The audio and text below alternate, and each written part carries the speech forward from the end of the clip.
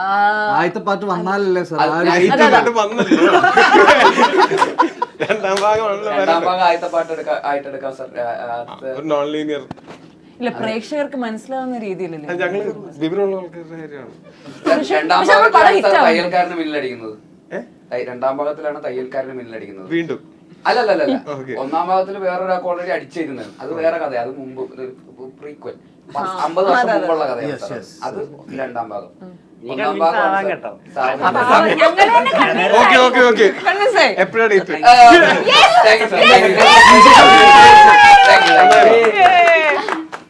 ഇവർ രണ്ടാളും പടത്തിലുണ്ടാവണം നിർബന്ധമുണ്ടോ? അല്ല, ഇവര് നല്ല അസിസ്റ്റന്റ് ഡയറക്ടേഴ്സ് ആണ്. അതൊന്നും തെളിയിക്കട്ടെ, നീ മാറി. അപ്പൊ വിജയിച്ച ടീമിന് ഞങ്ങൾ സമ്മാനം കൊടുക്കുകയാണ്. വേറെ ഇന്റർവ്യൂസ് ഉണ്ട്. വിജയിച്ച ടീമിന് ഞങ്ങളൊരു ഗിഫ്റ്റ് കൊടുക്കുകയാണ്. ഈ കടുത്ത ചൂടിനെ വെല്ലാൻ വേണ്ടി മൂവി വേൾഡിന്റെ സ്വന്തം ബ്രാൻഡിംഗ് ഉള്ള നല്ല ഇനം കരിക്കുകളാണ് ഞങ്ങൾ ഇവർക്ക് ഗിഫ്റ്റ് ആയിട്ട് കൊടുക്കുന്നത്.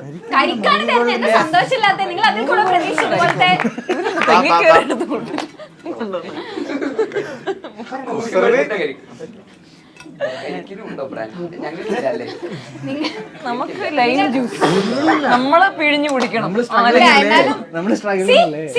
ഞാൻ വിചാരിച്ചത് കൊടുക്കാനായിരിക്കും.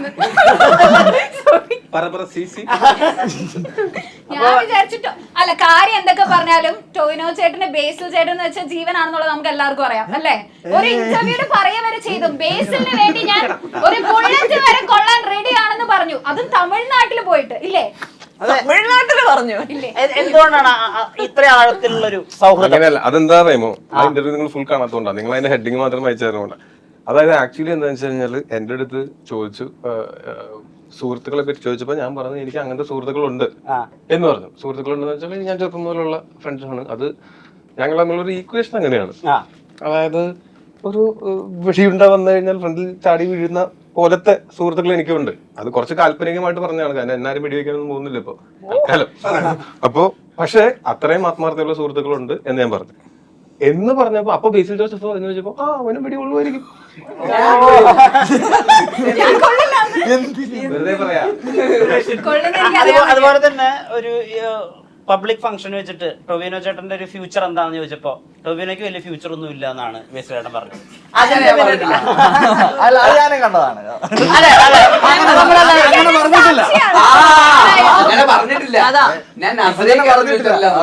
ടൊവിനോയ്ക്കും അങ്ങനത്തെ ആളുകൾക്കൊന്നും വലിയ ഫ്യൂച്ചർ ഇല്ല എന്ന് പഴക്കെ അടിച്ചാക്ഷേപിക്കുന്നതാണ് ഞങ്ങൾ ഇതിൽ കണ്ടത്.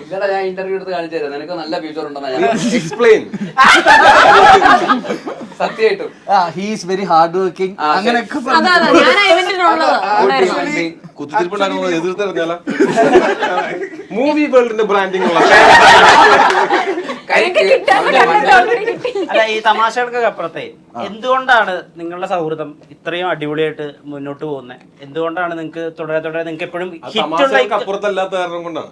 തമാശകളിലാണ് ആ സൗഹൃദം മുന്നോട്ട് പോകുന്നത്. സീരിയസ് ആയ സൗഹൃദം, സീരിയസ് ആയിട്ട് നമുക്ക് അങ്ങനെ ഭയങ്കര ഇമോഷണൽ ആയിട്ടും ഭയങ്കര അങ്ങനത്തെ ഒരു ഡ്രമാറ്റിക് ആയിട്ടുള്ള ഒരു കോൺവെർസേഷൻ ഒന്നും ഞങ്ങൾ തമ്മിൽ അങ്ങനെ ഉണ്ടായിട്ടില്ല. അത് എന്ന് പറഞ്ഞാൽ അതിപ്പോ നമുക്ക് എന്താ വെച്ചാൽ ആ സൗഹൃദം ഉണ്ട്, നമുക്ക് അറിയാം അങ്ങോട്ടും ഇങ്ങോട്ടും. അത് ചിലപ്പോൾ ഈ പറഞ്ഞ പോലെ ഞങ്ങൾ ഏകദേശം ഒരുപോലത്തെ ഒരു ജീവിത സാഹചര്യങ്ങളിൽ നിന്ന് വരുന്നതുകൊണ്ടോ തോട്ട് പ്രോസസ്സ് സിമിലർ ആയതുകൊണ്ടോ നേരത്തെ നിങ്ങൾ പറഞ്ഞ പോലെ ഞങ്ങളുടെ ഉള്ളിൽ ഇപ്പോഴും ഞങ്ങൾ വളരെ അനുഭവിക്കാത്ത ഒരു കുട്ടി ഉള്ളത് കൊണ്ടോ ഒക്കെ ആയിരിക്കാം. അത് റിലേറ്റബിൾ ആണ്. അതെ, അതുകൊണ്ടായിരിക്കും. നീ പറ എന്തെങ്കിലുമൊക്കെ. ഇപ്പൊ ബന്ധങ്ങളൊക്കെ ഒരുപാട് വളർന്നു. ഇപ്പൊ ഒരു ഗോളിനപ്പുറത്ത് അല്ലു അർജുൻ, മറ്റൊരു ഗോളിനപ്പുറത്ത് രജനീകാന്ത് എന്നൊക്കെ പറഞ്ഞു കേൾക്കുന്നു. ഈ ഒരു വളർച്ച അതെ ഈ ഒരു വളർച്ചയെ സ്വയം മറുപടി പറഞ്ഞ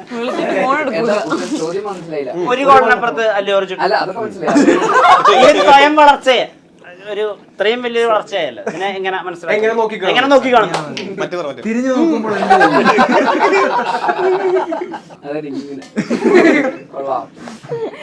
അതെ, പക്ഷെ അല്ലു അർജുന്റെ ഒരു ഫാമിലി ഫംഗ്ഷൻ ഉണ്ടെങ്കിൽ അവിടെ ജോസഫ് ഉണ്ടാവും. അത് വിളിച്ചിട്ടില്ല. ആ ഫംഗ്ഷന്റെ ഫോട്ടോ കാണുമ്പോ നമ്മുടെ ചേട്ടന്റെ ബർത്ത്ഡേക്കാണ് ഇവരൊക്കെ വന്നതെന്ന് തോന്നിപ്പോ. അത്രയും അങ്ങനത്തെ ഒരു ബന്ധം.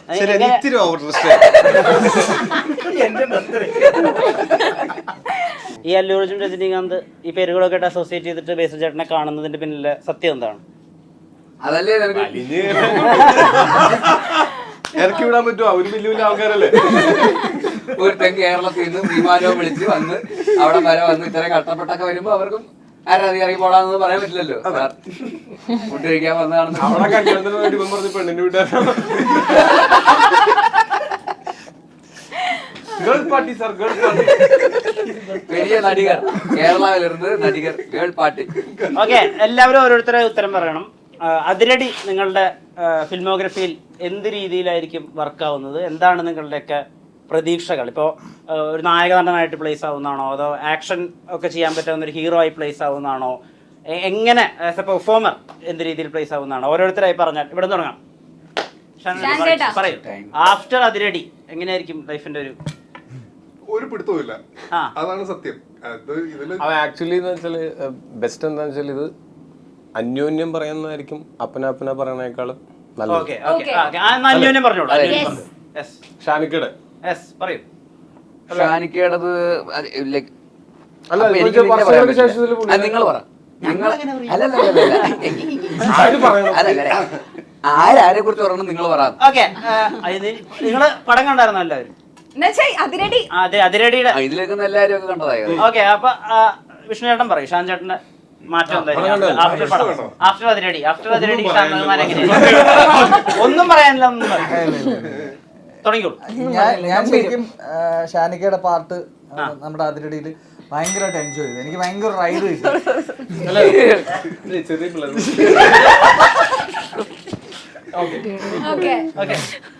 എനിക്ക് ഭയങ്കര രസമായിട്ട് എനിക്ക് ഫീൽ ചെയ്ത്. ഐ മീൻ, ഞാൻ പറയാ കൂടെ വർക്ക് ചെയ്യുന്നുള്ള കോൺസെപ്റ്റിലല്ലാതെ ഒരു പ്രേക്ഷകനായിട്ടിരുന്ന് കണ്ടപ്പോൾ എനിക്ക് ഭയങ്കര വർക്കായി. ഷാനിക്കയുടെ ഹ്യൂമർ ഭയങ്കരമായിട്ട് എൻജോയ് ചെയ്യപ്പെടുമെന്ന് ഞാൻ വിചാരിക്കുന്നു. അടിപൊളി. ഇനി നമുക്ക് ബേസിലേട്ടന്റെ ക്യാരക്ടർ എങ്ങനെയുണ്ടായിരുന്നു ടോവിനോ ചേട്ടനോട് ചോദിക്കാം. ഞാൻ പടം ഫുള്ളായിട്ട് കണ്ടിട്ടില്ല, പക്ഷെ സീനുകളൊക്കെ എന്നുവെച്ചാൽ ഡബിങ്ങിന്റെ സമയത്തും അല്ലാതെയായിട്ട് ഞാൻ അഭിനയിക്കാത്ത ഇവരുള്ള സീനുകളും കണ്ടിട്ടുണ്ട്. അപ്പോൾ എനിക്ക് തോന്നുന്നു ഒരു എന്താ പറയുക, ഇതൊരു ഫുൾ പാക്കേജാണ്. ഫുൾ പാക്കേജ് എന്ന് വെച്ച് കഴിഞ്ഞാൽ ആക്ഷൻ, റൊമാൻസ്, ഇമോഷൻ, ഡാൻസ് എന്നൊക്കെ പറഞ്ഞിട്ട് അങ്ങനത്തെ ഒരു ഫെസ്റ്റീവ് പടം ഒറ്റയ്ക്ക് ഷോൾഡർ ചെയ്യുന്ന ഇവൻ അത്യാവശ്യം താളബോധമുള്ള ഒരാളാണ്. അല്ല, അപ്പൊ ഞാൻ പറഞ്ഞു വന്നത് അല്ല, ഞാൻ സത്യസന്ധമായിട്ട് പറഞ്ഞു കഴിഞ്ഞാൽ ഈ പടം വരുന്ന സമയത്ത് ആസ് എൻ ആക്ടറും പിന്നെ ഒരു ആസ് എ ബാങ്കബിൾ ആക്ടറും ഫുൾ പാക്കേജ് ആണ്, ആസ് എ പെർഫോമറും ഒക്കെ അവന് ഗുണം ചെയ്യുന്ന ഒരു സാധനമായിട്ട് വരാനാണ് സാധ്യത. ഞാൻ കണ്ട് ഭയങ്കരമായിട്ട് എൻജോയ് ചെയ്തു. ഇവന്റെ സീനുകളെല്ലാം കണ്ടു, എനിക്ക് ഭയങ്കര ഇഷ്ടപ്പെട്ടു ആസ് എൻ ആക്ടറും. പിന്നെന്താ വെച്ചാൽ ഇങ്ങനൊരു പടം ഷോൾഡർ ചെയ്യുക എന്ന് പറയുന്നത്, പടത്തിൽ ഞങ്ങളൊക്കെ കുറേശ്ശേ ഉള്ളൂ, മൊത്തം പടം ഷോൾഡർ ചെയ്യണത് ഇവരാണ്. അതൊരു അടിപൊളിയല്ലേ. അപ്പൊ അത് ഇനി തുടർന്ന് അങ്ങനത്തെ സിനിമകൾ ഉണ്ടാവാനൊക്കെ നല്ലതായിരിക്കും. അതെ, അത് പറഞ്ഞപ്പോഴാ ബേസിലേട്ടൻ ഡാൻസർ മാത്രം നന്നായിട്ട് പാട്ട് പാടും. അത് ഇന്നാ ഞാൻ അറിഞ്ഞത്. ഇന്നൊരു വീഡിയോ ഞാൻ കണ്ടു. രണ്ടുപേരി നന്നായി പാട്ട് പാടുന്നവരാണോ?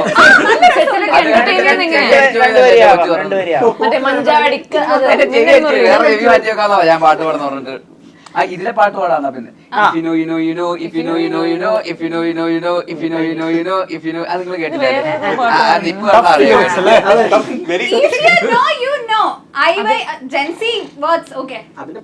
പാട്ടിറങ്ങി ഞങ്ങളിവിടെ ഇരുന്നപ്പോഴാണ്. പാട്ട് കാണാൻ പറ്റില്ല. 6 മണിക്ക് ഇറങ്ങിയതാണ്. കൊണ്ട് നിറച്ചേ തിരിച്ചെടുക്കട്ടില്ല.